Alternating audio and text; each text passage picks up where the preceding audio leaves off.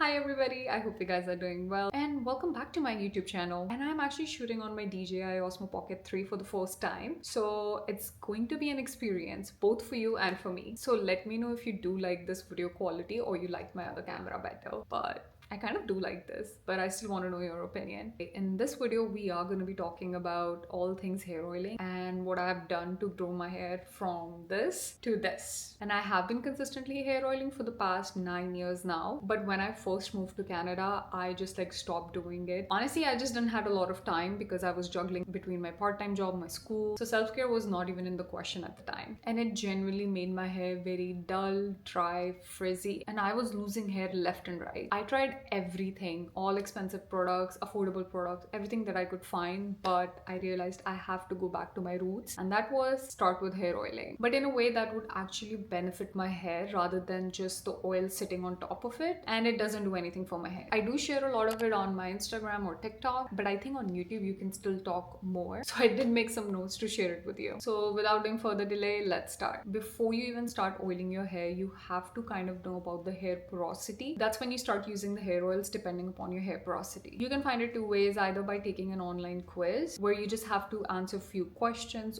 or you can do it at home with a water-based test. All you have to do is take a glass of lukewarm water and take one strand of your clean hair and just kind of let it sit in the water for about 2 minutes. If you see your hair is floating on top, it means you have low porosity hair, and if you see it in the middle, it means you have a medium porosity hair. If it completely sinks down, it means you have a high porosity hair. My hair type is low porosity. I like to make my own hair oil at home now. I used to buy pre-made hair oils, but then I realized it's not really cost effective and they run out very fast. So I started making my own hair concoction at home, researching upon what kind of hair oils will work better for my hair type. This is the oil mix I personally use. I mix castor oil, vitamin E oil, and argan oil together. I know there are millions of videos that you can find that castor oil is not for low porosity hair, but I tend to argue with this because ever since I've started using castor oil in my hair, I've not only seen my hair grow, I've also seen a lot of shine it brought back to my hair, and it kind of works for my hair type. So I just mix everything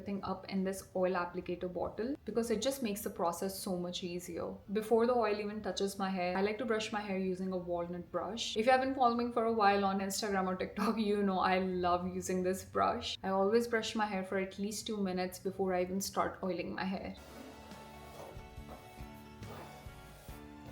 Honestly, I think this step is so underrated. It basically helps prep your scalp for hair oiling. It gently exfoliates your scalp and also promotes blood circulation, which you need for hair growth. After brushing my hair, I go in with this oil applicator bottle and just start distributing the oil evenly on my scalp and throughout the hair.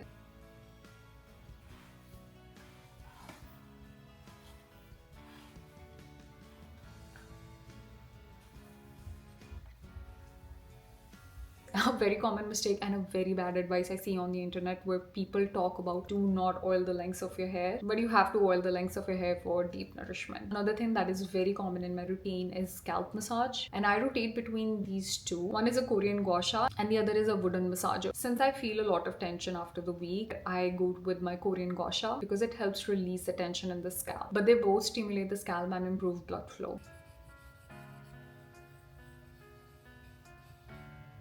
Usually 9 out of 10 times this is my exact routine, but sometimes I do like to take things further and incorporate a steaming machine. I personally like to do this twice a month. You can do it with your hair mask or your hair oil depending upon what your hair needs at the moment. And the funniest part is people keep asking me in the comments what is the hair steamer I use, but it's an old clothing steam press. Sometimes you just have to make things useful for yourself, and I absolutely love DIY hacks. This one is definitely on top of my list, but you do have to be very careful when you use this because the heat sometimes can be too strong and you don't want to burn yourself. And yes, this is exactly my hair oiling routine and how I have grown my hair and reduced hair fall. And I do want to say that no expensive products or trends will work on your hair until and unless you are consistent with it. And honestly, I have been staying consistent with hair oiling exactly the way how my amma taught me. So if you're looking for a sign how to oil your hair, make sure that you learn about the hair porosity first and start using oils based on it. And that is one of the most important aspects when it comes to hair care. And honestly, I feel so happy that I was able to bring back my hair to life after moving to Canada. I hope this video helped you guys. And if you want me to make a video on low porosity hair care or even hair care products that you can use on different hair porosities, do let me know in the comment box below. And don't forget to like, share, and subscribe. And I'll see you in the next video.